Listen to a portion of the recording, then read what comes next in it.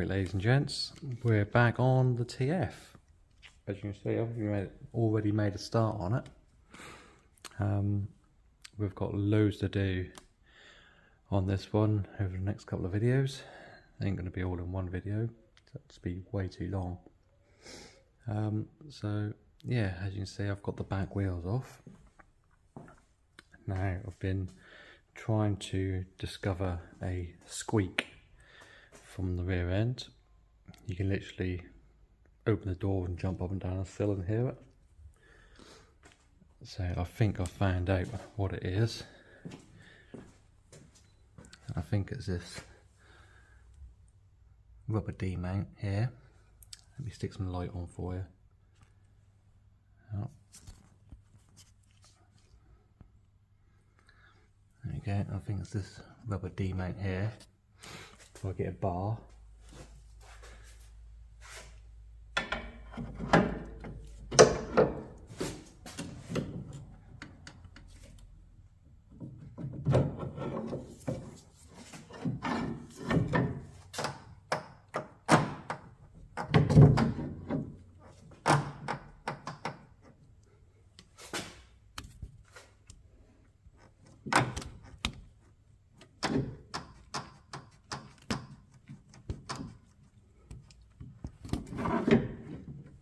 And you can hear it. That sounds like it's coming from that bush. And if you wiggle it on the other side as well, it gives you the exact sound that I can hear from inside the car. So I've got some old Powerflex bushes off my old race car. I've got a couple of them. Only set a couple of races, so they're in really good condition. We're going to stick on a little bit stiffer than what I want, but there we go. And the other thing that I've been doing is fitting this Jakabi rear splitter or rear diffuser, whatever you want to call it. So I've just been mocking up here, and so you just need to take a little bit, shave a little bit out of there. You can see there's a gap that tightens it, and you got a bit of a gap there again, so you just need to shave a little bit out of there. That's much the same on this side as well. You can see there's a little bit of a gap, and that's right up against the bodywork, and then you got a little bit of a gap. I have got another rear bumper coming in the next few days. You can see where the previous exhaust was fitted. That's lost its mountains and burnt a hole in there, so I have got another rear bumper, and it's meant to be in really good condition, so we'll see when it turns up. Again, I've got the sides, the sill blades, I think they call them, but I can't get at to them on this ramp, so we'll have to wait until we take the car off the ramp to be able to fit them in place. They look like they're gonna fit okay. So yeah, oh, and the I'm putting a new front splitter on it because my daughter ripped this one off that I previously fitted on a speed bump at college, so I'm gonna have to redo that one. Luckily they're not too expensive. So yeah, it's just, we've done this before on a video, so you don't just need to see me do that. So what I'm gonna do is literally, I'm gonna shave these off, get them fitted spot on, and then we can take them off and give them a paint, and then we're going to fit these, just a couple of 13mm bolts or nuts. So you can see I've got a nice pink line around here. I've just got a little air tool, and I'm just going to start slowly chipping away out till that pink line is gone.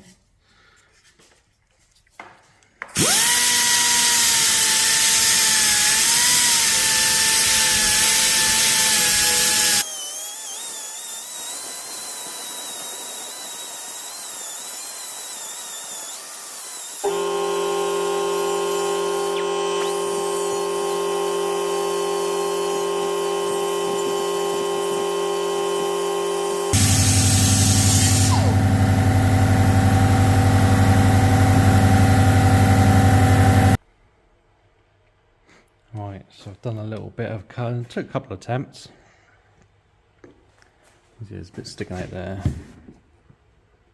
Once you pull that in, it's a nice gentle curve, nice even gap. Hold that in a bit better. Nice gentle gap that goes all the way along. And again, same with this one here. Just pull that into where it needs to be. Yeah. Nice gap all the way around there. So what we'll do is we've got a couple of screws that go one there, one the other side, and then a couple underneath here that just holds it in place. So I'm not too sure if I'm going to bond this top bit on or not, but we will see. I think I'll just screw it in for now and see where that goes. Anyway, I'm going to clean all these up, give them a good wipe over with some Scotch Brite and some thinners, and get some primer on them ready for paint. Alright, so I've had all these sanded down now. Just use some 240 stuff. Yeah, 240. Just give it a quick key up and some wipe down with some degreaser. So this is the stuff we're gearing for. I've got some high build primer that we're going to put down on it, and we'll give another rub down with some 800 or something afterwards, get all the imperfections out. And then I've got some satin black that we're going to paint them in to hopefully match the front splitter. Now I did have some satin clear coat as well, but I haven't got a clue what I've done with that, so I think it might be at home. We'll have a little gander at home later on tonight, but at least we can get some primer and some colour on it today. So just waiting for this degreaser to flash off, and then we'll get on and put some primer in, and then while that's drying we'll get some debrushes in. But it is rather nippy in here today. I can see my breath, so we'll see how this turns out. If not, I might have to rub it down and do it again, but we will see. Right, let's get some primer on it. Right, moving swiftly on, I've got the first coat of primer on these. Oh, it's actually two coats. It's got a tack coat and then a good heavy coat on top of it. But I will need to let these dry off enough for me to flip them over to do the underside of the sill blade. I could hang them up, but I haven't got anywhere to hang them up. Right, I've got here some 600 wet and dry. As you can see, I've already done that one, just to get rid of the texture.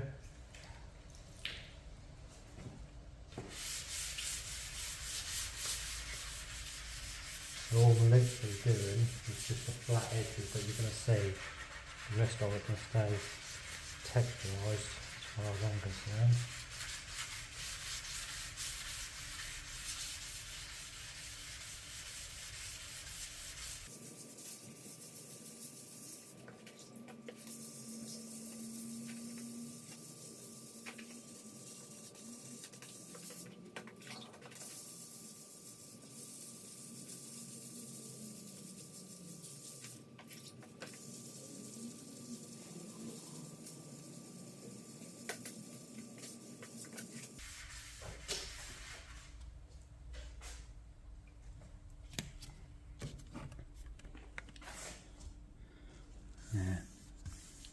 As you can see now, we've got rid of all the texture that the filler primer has left.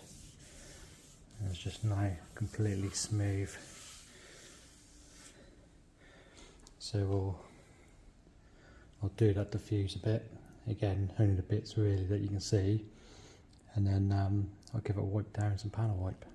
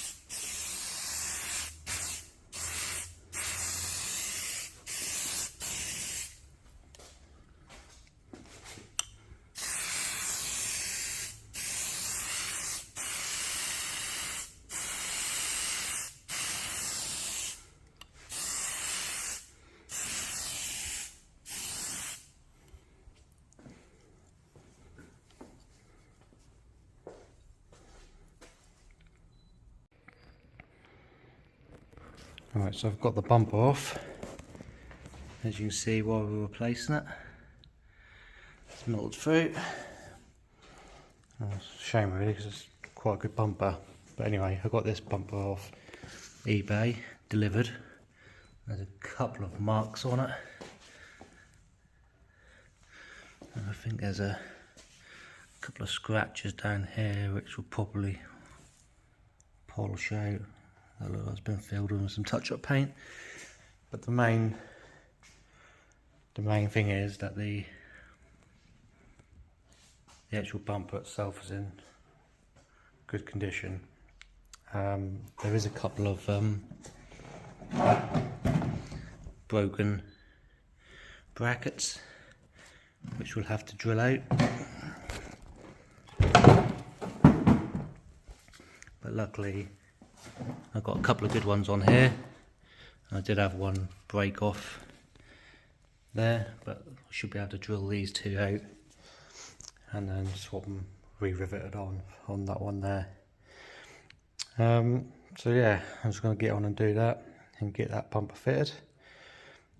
After I've done that, I'll show you the points where it connects to, just in case that you're wondering on how to take it off.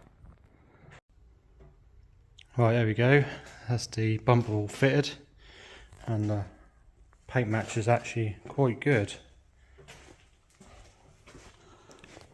considering it's a second-hand bumper. I think the car's been painted before at some point, and I think the bumper's been painted at some point as well, because I think I can see a couple of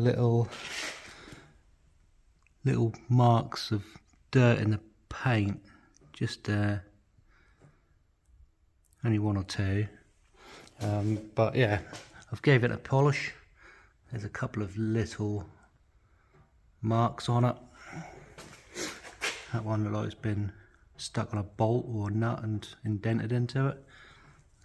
Little mark there, little scratch there, and obviously a bit where it's been touched up. So yeah, that is all done and sorted. Next thing is, I'll tell you how I done it. So there is 3 bolts in here, 1, 2 and 3 down there somewhere. You can see I put new nuts on it and just caked it in wax oil for the minute, because they do snap, as you saw. And this one here,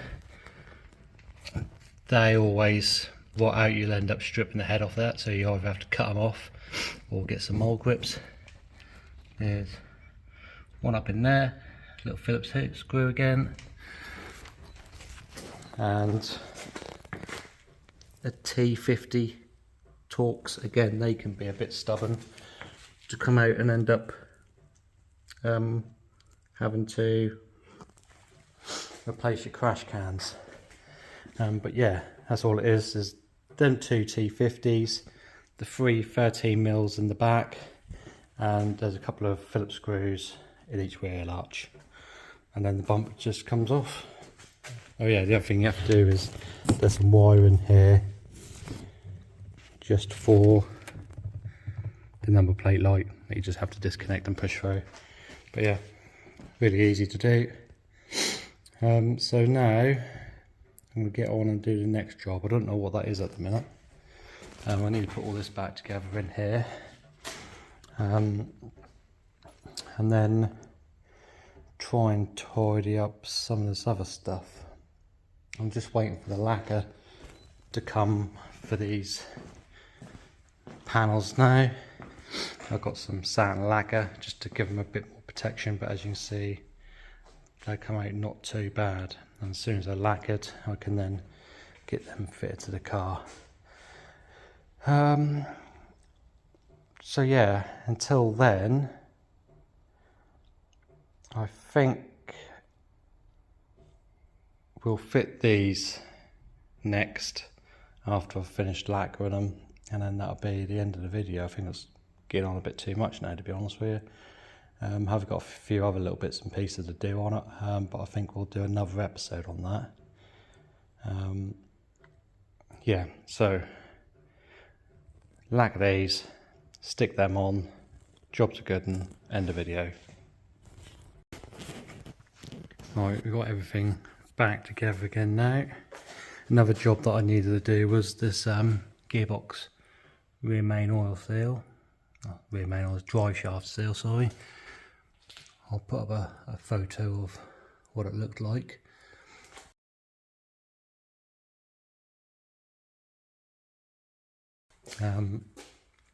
But I was quite involved job. I had to take the whole hub off on these to get the drive shaft out. But yeah, I mean, I replaced the drive shaft seals when I put the gearbox in, but don't know what happened, but it leaked. We put another one in, and the only other job that I've done now is I've put the front splitter on the new one on. So I couldn't really get this thing to fit properly, and I've got bloody hundreds of screws holding it in place at the minute, trying to make it fit, but hopefully over time that will soften up a bit in the sun and straighten that out. I mean, I had a problem with it kinking in the last one, but they just don't fit very well, these Cooper front splitters, or the ones that I got don't.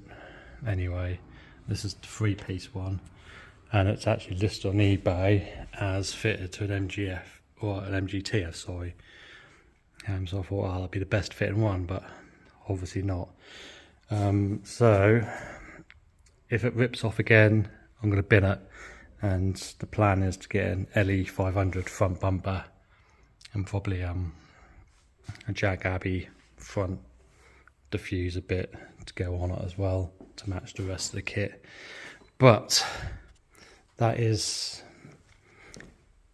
it for now. I'm just waiting for, well, I've got to go home and get the satin lacquer to lacquer these up with.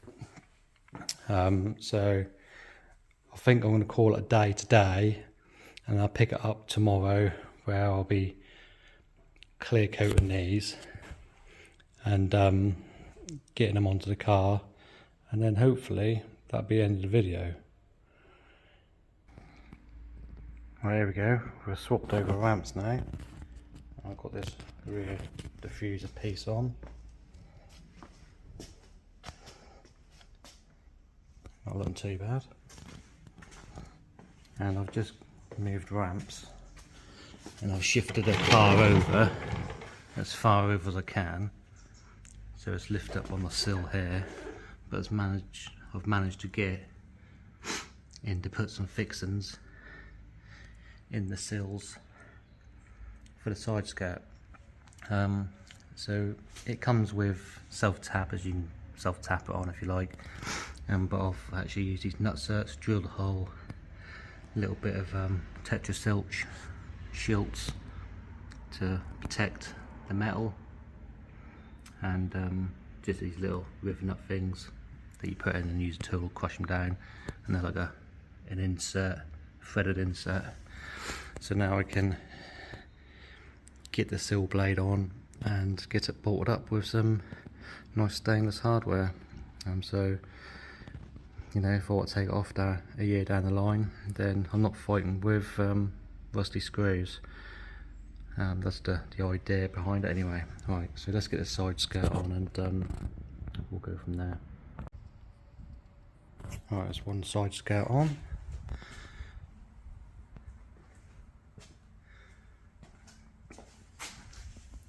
Let's see how I've attached it now. Just some little stainless Allen head bolts. It just makes it easier to remove and put back on again, instead of trying to fight some really small Phillips screws. But yeah, am I completely happy with the job? No, I'm not, to be honest with you. I think it was too cold for the lacquer to cure. The paint was absolutely fine.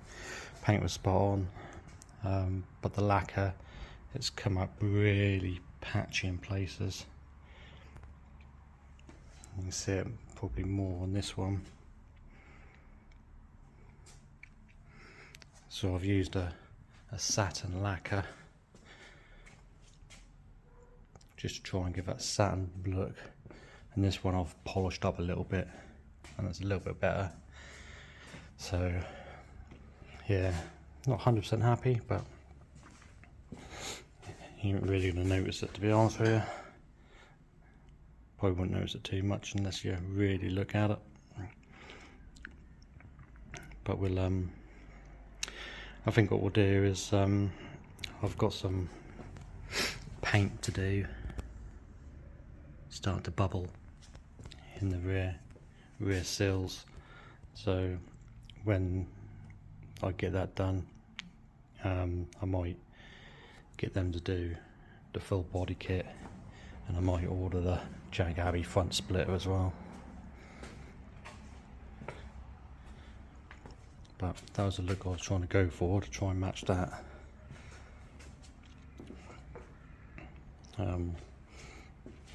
But yeah, we'll see how we get on. That might not bother me,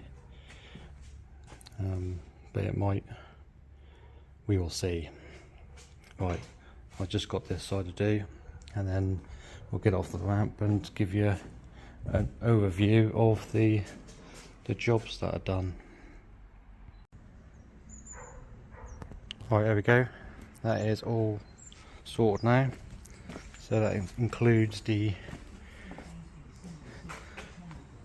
body kit upgrades from Jakabi.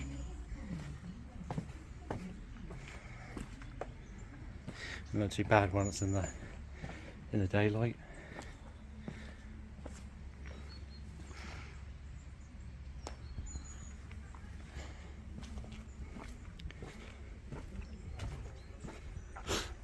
So yeah, fairly happy with it now. But we'll see when we get some other bodywork done. I might get it all colour coded. So yeah, that includes the exterior transformation, and we're going to be starting on the interior in the next episode. So we've got some roll hoops to go on. I've taken some dash bits out because I'm having them dipped, hydro dipped, and I'll show you all that when we go to fit them all. And then I've got leather armrest and leather door card inserts, because this car was originally, I think they call it a Sebring trim, which is that. And then we're going to get all the seats out. Oh yeah, I've got some new seat belts as well. So we're going to get all the seats out. All the carpet's going to get all wet vacked, and it's going to get a nice couple of chrome bits as well that I've ordered. Yeah, I need to order a gear gator,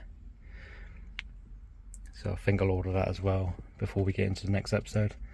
So yeah, the inside here is going to be really spruced up and tidied up, and we'll see you in the next episode.